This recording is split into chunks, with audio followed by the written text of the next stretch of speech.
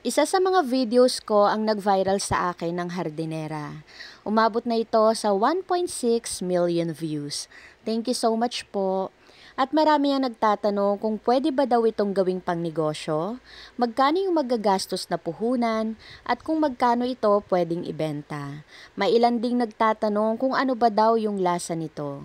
Lahat po ng mga tanong na yan masasagot na. Dahil for today's video, gagawa naman tayo ng hardinera na pangnegosyo. Gusto mo rin ba? Tara, luto tayo. At yung mga ingredients na kakailanganin natin dito ay 1 kilo ng ground pork, hotdog, itlog, red bell pepper, carrots, sibuyas, bawang, spaghetti sauce, green peas, pineapple at cheese. Sa mga pampalasa naman, mamaya ko na lang po sasabihin. At sa pagluluto naman nito ay magpainit lang tayo ng mantika. At once na mainit na, igisa na natin dito yung bawang at sibuyas. At pag nagaroma na yung bawang at sibuyas, ilagay na rin natin dito yung 1 kilo ng ground pork. Lutuin lang natin ito hanggang sa matoasted ng bahagya at ilagay na natin dito lahat ng mga ingredients na kakailanganin. Yung mga gulay pala, kung mapapansin ninyo, hiniwa ko yan ng maliliit. Ilagay na rin natin dito yung green peas, hotdog at spaghetti sauce. Kung gusto nyo pala na tomato sauce yung gamitin dito, pwede rin naman po. Haluin lang natin ito ng mabuti hanggang sa mawal-combine na lahat ng mga ingredients bago tayo maglagay ng mga pampalasa. At sa mga pampalasa, naglagay ako dito ng 2 pork cubes, garlic powder, paminta, asukal, asin at seasoning granules. Yung seasoning granules po, tulad ng sinasabi ko, ay optional lang. Kung ayaw po ninyong maglagay, pwede rin naman po. Haluin lang natin ito at lutuin pa ng mga 5 minuto. Then, ilagay na natin yung cheese. After nating mailagay yung cheese, haluin lang uli natin ito. Then, ahunin na natin sa kalan. Palamigin muna natin ito bago natin ilagay yung 12 pieces ng itlog.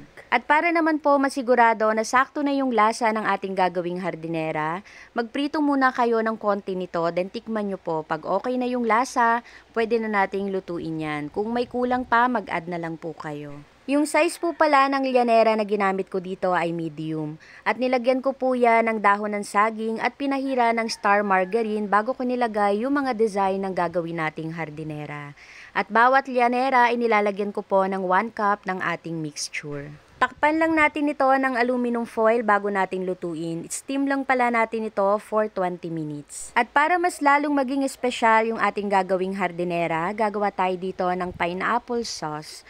Yung galing doon sa ginamit nating pineapple, ito na rin mismo yung gagawin nating pineapple sauce. Lagyan lang natin ito ng 2 tablespoon ng asukal at liquid seasoning.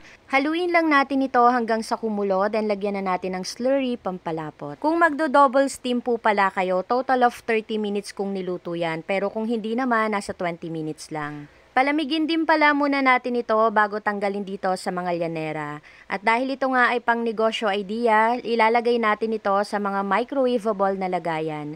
750 ml po yung size ng ginamit ko dito. At sa mga ingredients na ginamit ko, nakagawa ko ng 12 pieces ng masasarap na hardinera.